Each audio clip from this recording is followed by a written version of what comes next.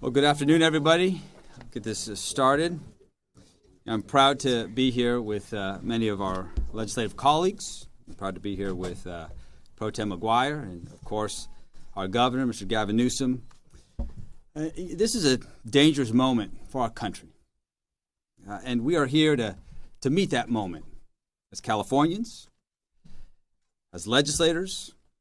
You know, President Trump doesn't believe in our democratic system. And it's clear that he'll do whatever it takes to hold onto power. That's what we saw on January 6th. He couldn't handle losing. So he sent a violent mob that terrorized our nation's capital, all to stop the peaceful transition of power. What happened yesterday in Texas is the same dangerous playbook. His MAGA allies in that state just gave themselves 5 more House seats at Trump's order. They want to rig the system so that there's no way Republicans can lose in the 2026 midterm elections. Let's call it for what it is. Donald Trump and Republicans don't want to be held accountable by voters. Not in California, not anywhere, actually, in this country. They don't want to be held accountable for cutting Medicare, Medicaid. They don't want to be held accountable for reckless tariffs that are raising prices at the grocery store every single day, and on many other goods. They don't want to be held accountable for illegal ICE raids that are terrorizing our neighborhoods. They don't want to be held accountable for the corruption that sees Donald Trump, his family, his closest friends raking millions of dollars while everyone else struggles to get by in this country. The list goes on and on and on. Of course, Donald Trump doesn't want to be held accountable for his failures in this next election. That's why he is trying to rig it. Well, Mr. President, here in California, we are going to hold you accountable for your failures. And we will do whatever it takes to preserve American democracy and ensure that voters can still let you know in 2026 what they think of your job performance. And this bill is a temporary measure in response to an urgent threat. Californians can see that threat. Why? Because we are living through the consequences of Trump's policies every single day. And today, we are giving every Californian the opportunity to say no to Donald Trump's power grab and to stand up for our people, for our state, and for our democracy. And with that, I want to invite up here Senate Pro Tem Mike McGuire.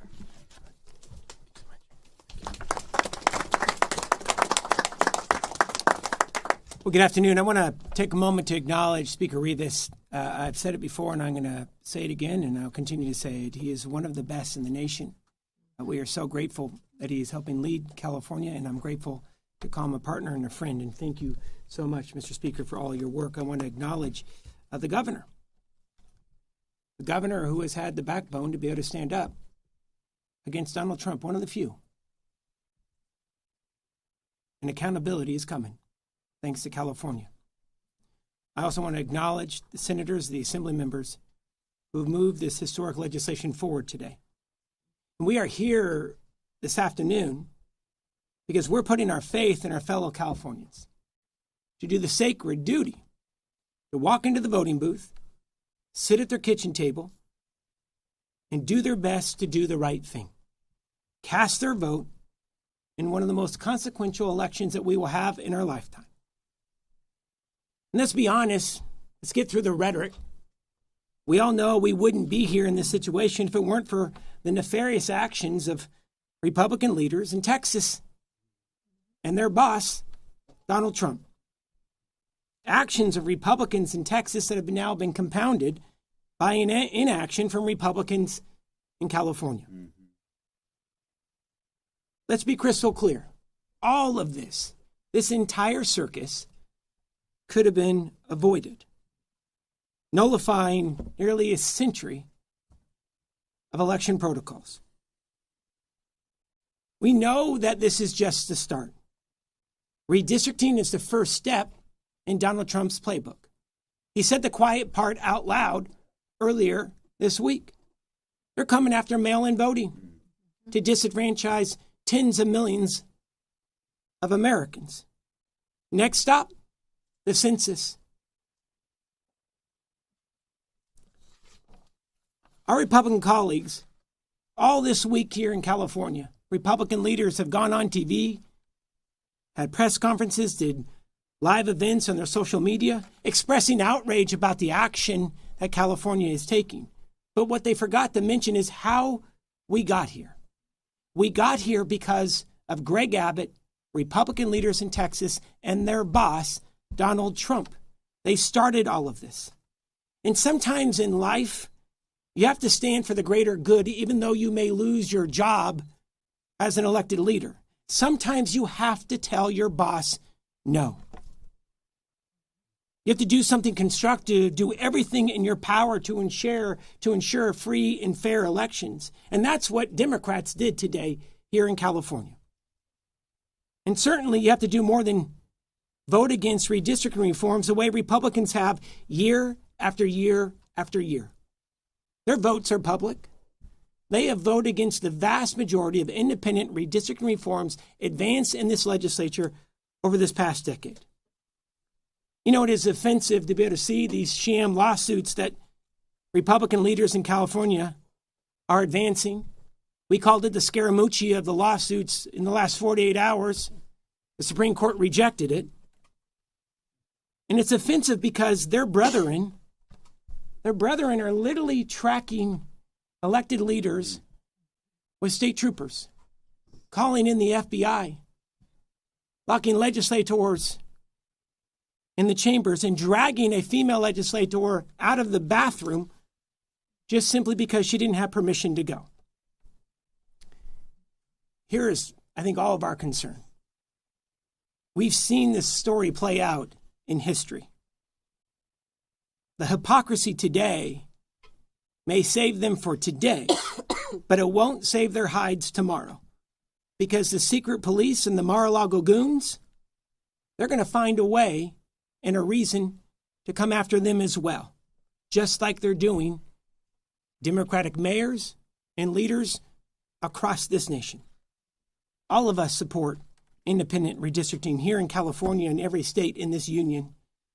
One thing that we do not support is unilateral disarmament when the fairness of the 2026 election is being threatened. You know, other states may want to play games. California is the only state committed to fairness whose potential redistricting goes away the minute others drop theirs. I'm going to end it right here with this. Today was more than drawing lines on a map. It was about drawing a line in the sand to stop Texas, to stop Donald Trump from rigging this election. And the stakes are so high for California. Millions are going to lose health care. Our families will lose health care. Fire assistance will continue to be leveraged for millions across this state. People are going to continue to be snatched up off the street. Public education funding is going to dry up, and the governor will talk about a recent Supreme Court ruling that's going to hurt this state for years to come. One of the main reasons I think I voted for today is because this package of bills, the person that's going to be impacted the most is going to be waiting for me tonight at our kitchen table to tell me about his first week of school. My son, 4.5, started TK this week. Today's vote, regardless of what Republicans may say, today's vote is not about politics. Today's vote is about protecting people. It's about protecting this state, protecting our progress and everything that we stand for. It's about protecting the future, ensuring fairness, and trusting the voters. And I want to take a moment to say thank you to Governor Gavin Newsom for his leadership, for his tenacity, for his backbone. Can we please give him a round of applause?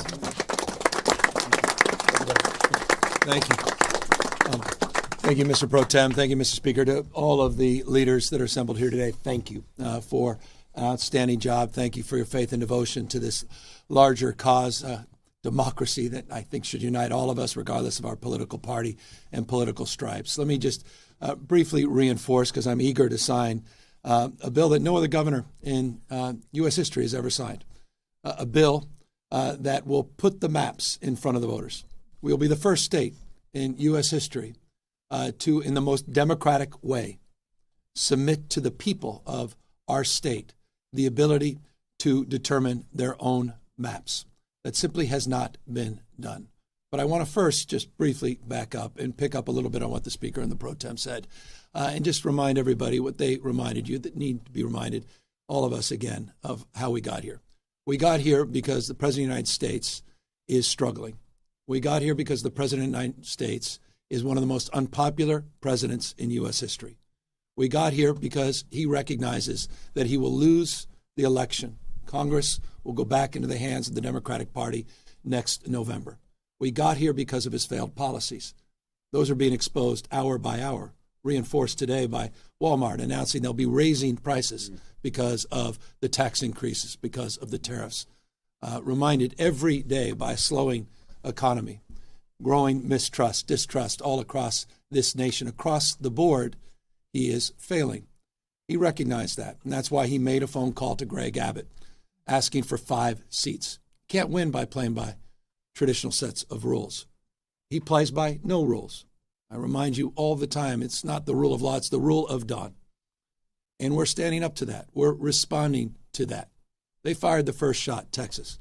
We wouldn't be here had Texas not done what they just did. Donald Trump didn't do what he just did. He went so far as to follow up and say that he didn't just want those 5 seats. He said he's, quote unquote, entitled to those 5 seats.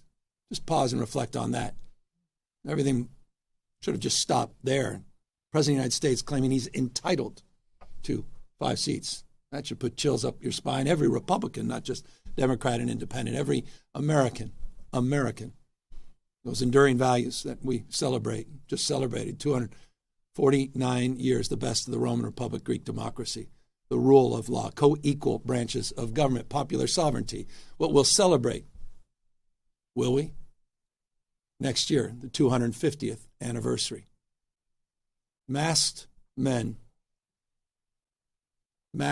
at the site of the Japanese that were interned and bussed in Little Tokyo last week in Los Angeles were sent right there in front of the Democracy Center as we kicked off this effort. That's a preview of things to come all across the United States of America. Mark my word, just as we let folks know what was going to happen in other cities, what is happening in Washington, D.C., we said 2 months ago, Los Angeles is a preview of things to come with the federalization of the National Guard, with the militarization of the streets of America. And I'll remind you, Donald Trump never sent the military, active duty military, in his first term or now even his second term, anywhere overseas. He sent them to a United States city. They remain federalized National Guard, interestingly, through Election Day. $175 billion in the bill that was just signed to reinforce the ranks of ICE, Homeland Security, for what is increasingly becoming self-evident to anyone with eyes wide open and any level of objectivity, a private army for Donald Trump, owing an oath only to him, not the Constitution of the United States. You just heard from the Speaker that vote-in-mail ballots are being threatened by the President of the United States. 80% of Californians, no coincidence, 80% submitted their ballots in the last election, 86% in 2022, 88% in 2020. He's trying to rig the election. He's trying to set up the conditions where he can claim that the elections were not won fair and square. Open your eyes to what is going on in the United States of America in 2024. 5. That's what this is about.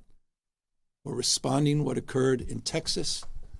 We're neutralizing what occurred, and we're giving the American people a fair chance. Because when all things are equal, we're all playing by the same set of rules, there's no question that the Republican Party will be the minority party in the House of Representatives next year. We'll be transitioning, and I'll close, from this process that has unfolded over the course of the last few weeks to the campaign. After I sign these 2 pieces of legislation establishing a special session and the maps, I also will be signing a proclamation on November 4th, the people of the state of California, in a transparent and, as Speaker and Pro Tem said, temporary and democratic way, will have the opportunity to determine their fate and our collective future. And I couldn't be more proud, again, of the extraordinary leaders that are standing up for the rule of law, are standing up for the principles and those enduring values of our founding fathers. Thank you for getting us to this point. We have a lot more work to do to get this done on November 4th.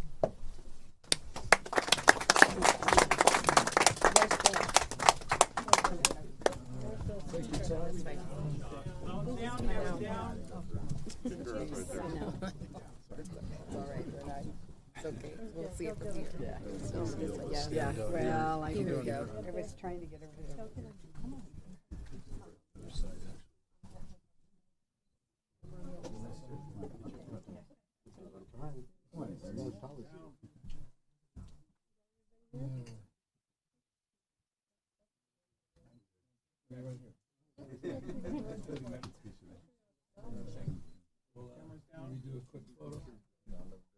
Yeah.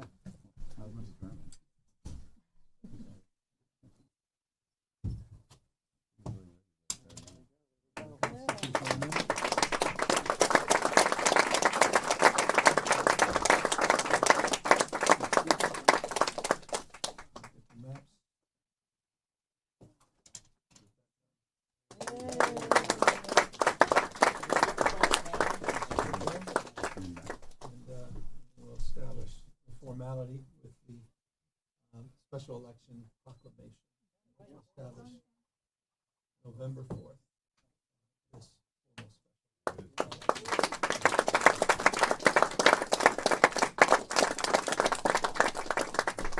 and we'll be transitioning nearby.